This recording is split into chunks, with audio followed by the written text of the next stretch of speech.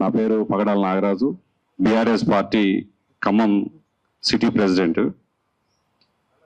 ఈరోజు మరి ఖమ్మం దాటి హైదరాబాద్ దాకా వచ్చి ఇక్కడ ప్రెస్ మీట్ పెట్టాల్సిన పరిస్థితి వచ్చిందంటే దాని వెనక చాలా కారణాలు ఉన్నాయి. అవన్నీ కూడా మీకు ఎక్స్ప్లెయిన్ చేయాలనే ఉద్దేశంతో వాళ్ళు పడినటువంటి బాధలు, ఈరోజు కూడా బాధితులు అనుభవిస్తున్నటువంటి బాధల్ని కూడా మీడియా ద్వారా ఈ రాష్ట్రానికి, రాష్ట్ర ప్రభుత్వానికి, రాష్ట్ర ప్రజలకు కూడా తెలియపరచాలనేటువంటి ఉద్దేశంతో ఈరోజు మరి ఇక్కడ హైదరాబాద్లో ప్రెస్ మీట్ పెట్టడం జరిగింది. ఇక్కడ ఉన్నటువంటి పేదలు, నిర్వాసితులు, ఇల్లు కోల్పోయినటువంటి వాళ్ళు మాట్లాడింది మీరంతా విన్నారు. ఆ రోజు కూలుస్తున్న సమయంలో కూడా మీడియా ద్వారా, సోషల్ మీడియా ద్వారా మరి వాళ్ళ నిజమైనటువంటి వాళ్ళ జీవన విధానాన్ని కూడా కళ్ళారా చూశారు. నిర్దాక్షిణ్యంగా వేల మంది పోలీసు బలగాలతోటి, వందల జేసీబీలతోటి, వందల కొద్ది డీసీఎంలు, ప్రభుత్వ అధికారులు, యంత్రాంగం మొత్తం కూడా వాళ్ళ మీద మోహరించి ఒక తీవ్రవాదుల్లాగా ట్రీట్ చేసి చిన్నపిల్లల పుస్తకాలు, వంట సామాన్లు, కనీసం బట్టలు కూడా తీసుకొని ఇవ్వకుండా నిర్దాక్షిణ్యంగా వాళ్ళ నీళ్ళన్నీ కూడా నేలమట్టం చేశారు. మనం చూసాం విజువల్లో, చిన్నపిల్లల ఆ శిథిలావస్థలో ఉన్నటువంటి చాక్లెట్లు, ఆ చిప్స్ ప్యాకెట్లు ఏరుకొని చిన్న పిల్లలు, 2-3 సంవత్సరాల పిల్లలు ఏరుకొని ఉంటున్నటువంటి సందర్భాలను ఆ శిథిలాలలో ఆ ఇల్లు కూలగొట్టి వాళ్ళని తీసుకొచ్చి పునరావాస కేంద్రంగా ఖమ్మంలో ఉన్నటువంటి అంబేద్కర్ భవన్, టీటీడీసీ భవన్లో వాళ్ళని తీసుకొచ్చి అక్కడ వదిలేశారు. వాళ్ళ సామాన్లన్నీ వాళ్లే ప్యాక్ చేశారు, మూటలు కట్టారు. అన్ని కట్టి ఆ బిల్డింగ్లో నెంబర్లు ఇచ్చి వాళ్ళకి ఆ నెంబర్లు దానికి అంటించి బిల్డింగ్లు వేశారు. వీళ్ళు అక్కడ ఉండటానికి వసతులు లేవు, తాగటానికి నీళ్లు లేవు, తినటానికి తిండి పెట్టకోకుండా వాళ్ళని మరీ దారుణంగా ట్రీట్ చేశారు. ఏంటి, వీళ్ళని ఇక్కడి నుంచి కూడా ఆ గుట్ట మీద నుంచి ఇల్లు కూలగొట్టి ఇక్కడ పెట్టారు. ఇక్కడి నుంచి కూడా వెళ్ళగొడితే ఈ సమస్య ఇంతటితోటి నిర్వీర్యం అయిపోతుంది అనే ఒక ఉద్దేశంతో వాళ్ళని చాలా దారుణంగా ట్రీట్ చేశారు. మేము ఆ రోజు నుంచి వీళ్ళు చెప్పినట్టుగానే ఆ రోజు కేటీఆర్ గారిని పట్టుకొచ్చారు. మా జిల్లా బీఆర్ఎస్ పార్టీ మొత్తం అందరూ, అక్కడ మాజీ మంత్రివర్యులు పోవాడ అజయ్ కుమార్ గారు, జిల్లా అధ్యక్షులు తాతమ్మది గారు, గాయత్రి రవి గారు, అక్కడ ఉన్నటువంటి పెద్దలందరూ కూడా ఆ రోజు కేటీఆర్ గారు వచ్చారు. ఈ విజువల్స్, వీడియోలు మీడియా ద్వారా రిలీజ్ అయినటువంటి అన్ని చూసి చలించిపోయి వారు కూడా తక్షణం ఆ భూదాన్ ప్లేస్ ఏదైతే వీళ్ళు గుడిసెలు కోల్పోయారో అక్కడికి వచ్చి పరిశీలించడం జరిగింది. పరిశీలించిన తర్వాత బాధితులతో కూడా మాట్లాడి వాళ్ళ కష్టాలన్నీ విన్న తర్వాత ఆ రోజు వారు ఒకటే మాకు చెప్పారు, ఈ పేదలకి న్యాయం జరిగేంత వరకు బీఆర్ఎస్ జిల్లా పార్టీ వాళ్ళకి అండగా నిలబడాలి, వాళ్ళకి న్యాయం జరిగేంత వరకు వాళ్ళకి కావాల్సినటువంటి వసతులు, సౌకర్యాలన్నీ కూడా మనం కల్పించాలని చెప్పారు. దాన్ని దృష్టిలో పెట్టుకొని కూడా మేము ఆ రోజు నుంచి ఈ రోజు బాధితుల పక్షాన పోరాడుతూనే ఉన్నాం.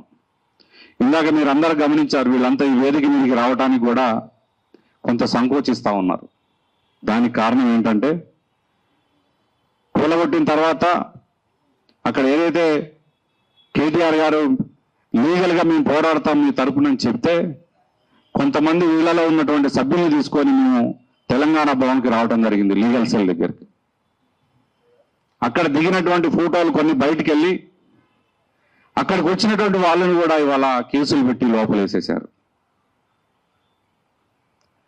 అక్కడ కొద్దిగా తెలివిగా ఈ ప్రభుత్వం చేస్తున్నటువంటి దాడిని ప్రపంచానికి తెలియపరిచేటువంటి కొంతమంది వ్యక్తుల్ని, ఈ కోర్టు వ్యవహారాలలో కొంత సమాచారాన్ని అందించేటువంటి వ్యక్తుల్ని, ఒక నలుగురిని సమకూర్చేటువంటి వ్యక్తులు, ఇట్లాంటి వాళ్ళందరినీ టార్గెట్ చేసి కేసులు బనాయించడం జరుగుతూ ఉంది. అవి కూడా 1 కేసు 2 కేసులు కాదు, 4-8-9 కేసులు పెట్టి, నాన్ బెయిలబుల్ కేసులు పెట్టి బెయిల్ రాకుండా అందరినీ జైల్లోకి పంపుతా ఉన్నారు. పాపం వీళ్ళు కూడా ఈ దాకా ధైర్యం చేసి వచ్చినందుకు నేను ప్రత్యేకించి వాళ్ళకి ధన్యవాదాలు తెలియజేస్తున్నా. వాళ్ళు వేదిక మీదకి రావడానికి, ప్రెస్ ముందు కూర్చోవడానికి, మా మీద కూడా ఎక్కడ కేసులు పెడతారో, మళ్ళీ మా భర్తల మీద ఎక్కడ కేసులు పెడతారో అని గుప్పిట్లో మరి భయంగా వాళ్ళు ఈ వేదిక మీదకి వచ్చారు. కాబట్టి మేము కూడా ఈ ప్రభుత్వాన్ని ఒకటే డిమాండ్ చేస్తూ ఉన్నాం. అదే ఖమ్మం జిల్లాలో బీఆర్ఎస్ పార్టీ అధికారంలో ఉన్నప్పుడు కేసీఆర్ గారి నాయకత్వంలో ఆనాడు అదే ఖమ్మం నియోజకవర్గంలో దాదాపు 3,500 నుంచి 4,000 పట్టాలు పేదలకు అందించాం మేము. ఎక్కడైతే మరి స్లమ్స్ లో వేసుకున్నటువంటి పేదలు ఉన్నారో వాళ్ళందరూ కూడా ఆయా ప్రాంతాల్లో వాళ్ళందరికీ పట్టాలు ఇచ్చారు అక్కడ మాజీ మంత్రి పువ్వాడ అజయ్ కుమార్ గారు. ఇవాళ వాళ్ళు చేసిన పాపాన్ని, వాళ్ళు చేసినటువంటి ఇంతటి దారుణాన్ని మరి కప్పిపుచ్చుకోవడం కోసం ఇవాళ ఆ రోజు మీరేం చేశారు, మీరు కూడా కూలగొట్టడానికి పోయారు కదా అని చెప్పి మాట్లాడటం, మీరెందుకు పట్టాలు ఇవ్వలేదని మాట్లాడటం. మరి మేము 10 సంవత్సరాలు ఉన్నాం, వాళ్ళు 2014లో వేసుకున్నారు ఇల్లులు. మరి మేము ఏ రోజు ఇంతవరకు వాళ్ళ మీద జేసీబీలు పంపి వాళ్ళని ఇల్లులు మీలాగా నేలమట్టం చేయలేదే. తెలిసి తెలియక ఎవరన్నా కొంతమంది ప్రైవేట్ భూములలో పోతే వాళ్ళు పోయి వాళ్ళు ప్రైవేట్ భూములు అమ్మాయి భూదాన్ భూములు పైన ఉన్నాయని అద్దులు వేసుకుంటే తీసిన సందర్భాలు ఉన్నాయి తప్ప వాళ్ళ జోలికి ఏ రోజు కూడా బీఆర్ఎస్ ప్రభుత్వం పోలేదు. ఇవాళ మీరు కర్కశంగా వాళ్ళ జీవితాన్ని చిన్నవన్నం చేసి వాళ్ళ గూడును కూల్చేసి వాళ్ళని ఉన్న పలంగా రోడ్డు మీదకి తీసుకొచ్చి పడేశారు. ఇవాళ అధికారులు ఎంక్వైరీ పెట్టి 400 పట్టాల ఎలిజిబుల్ లిస్ట్ తేలిందని చెప్పి అధికారులు అనౌన్స్ చేస్తా ఉన్నారు. అక్కడ అనౌన్స్ కంటే బయటకు వస్తా ఉన్నాయి మాకు సమాచారం. కానీ మీరు కూడగొట్టిన ఇల్లులు, ఆ విజువల్స్, ఆ వీడియో ఇవాళ రాష్ట్రం అంతా కూడా తిరిగింది. దాదాపు 700-800 ఇల్లులు అక్కడ ఉన్నాయి. ఆ ఇల్లులని నేలమట్టం చేశారు మీరు. ఒకవేళ మీకు లెక్క తేల్చకపోవచ్చు, మీకు తేలకపోవచ్చు, కానీ గూగుల్ ఉంది కదా, గూగుల్ ఇమేజ్లోకి వెళ్ళి మీరు కూలగొట్టక ముందు డేట్ నుంచి చూడండి. గూగుల్ ఇమేజ్లో ఎన్ని ఇల్లులు ఉన్నాయి అక్కడ అనేది మీకు క్లియర్గా కనిపిస్తుంది. అదే యూనిఫామ్గా కట్టుకున్నటువంటి ఇల్లులు కావు. రోడ్డు మీద ఉన్నటువంటి ఫ్లెక్సీలు కూడా అడ్డం పెట్టుకొని బాత్రూంలా కట్టుకొని జీవించేటువంటి పేద కుటుంబాలు మీకు ఈజీగా అర్థమైపోతాయి ఆ గూగుల్ పిక్లో. అట్లా చూడండి. అట్లా చూసి అక్కడ ఎవరైతే ఇల్లులు ఉన్నాయో ఆ ఇంటి పక్కన వాళ్ళకు కూడా తెలుస్తుంది ఆ పక్కన లేవరండి.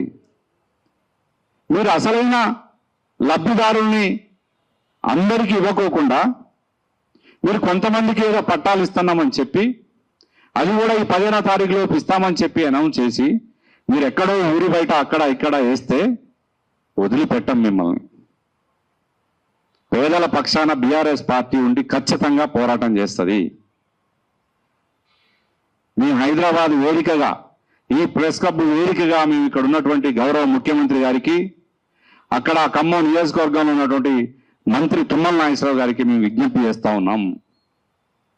పేదల ఉసురు కొట్టుకోవద్దు. ఆ భూమి నిజంగా మీరు ఏమన్నా ప్రభుత్వం భవనాల కోసమో ఇతర ప్రభుత్వం కోసం ఏదన్నా ఉపయోగించుకుంటున్నారంటే అది కూడా లేదు. ఆ భూమి ఎవరికి ఇవ్వలేదు, మీరు దేనికి వాడట్లేదు. పైగా అది అసైన్మెంట్ భూమి కాదు, అది భూదాన్ భూమి. దానికి సపరేట్ ఒక బోర్డు ఉంది. ఆ భూదాన్ చైర్మనే చెప్పిండు మొన్న బయటకు వచ్చి, పేదలు కలెక్టర్ని ఇష్టం వచ్చినట్టుగా మాట్లాడిండు నా ఉసురు తగులుతుందని. మనందరం చూసాం. పేదల హక్కు ఉంది దానికి. 1895 పట్టాలు ఆనాడు భూదాన్ బోర్డు పేదలకు వంచింది. వాళ్ళ బతుకుని వాళ్ళు బతకనివ్వండి. ఇవాళ పొట్టగూటి కోసం పట్టణంలో పని చేసుకోవడానికి వచ్చి అక్కడ వేసుకున్నారు వాళ్ళ ఇల్లులు. ఇవాళ మీరు వాళ్ళ స్వగ్రామానికి వెళ్ళి మీరు అక్కడ ఉండండి, మేము ఎంక్వైరీకి వస్తాం అని చెప్పి మీకు అక్కడే ఊళ్ళో ఇస్తాం 5 లక్షలు ఇంధనం బిల్లు కట్టుకోండి అంటే, వాళ్ళ జీవనోపాధి అంతా ఇక్కడ ఉంటే మీరు అక్కడ పోయి ఎట్లా బతకమంటారు వాళ్ళని? వాళ్ళు ఇల్లు కాబట్టి ఆ భూమిలో వేసుకోవడానికి రాలే.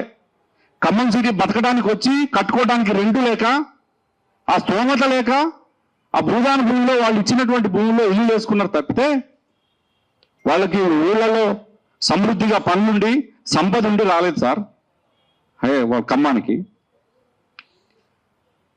4 గుంటల భూమి 5 గుంటల భూమి ఆధార్ కార్డును తీసుకోవటం, 5 గుంటల భూమి 10 గుంటల భూమి ఉందంటే నీకు ఇల్లు రాదు, నీకు పేరు మీద 10 గుంటల భూమి ఉందని. 5 ఎకరాల భూమి ఉన్న వల్ల ఖమ్మం సర్ది పెట్టుకొని అడ్డ మీద కూలి పనికి వస్తా ఉన్నారు. ఇవాళ రైతు పరిస్థితి బాగలేదు.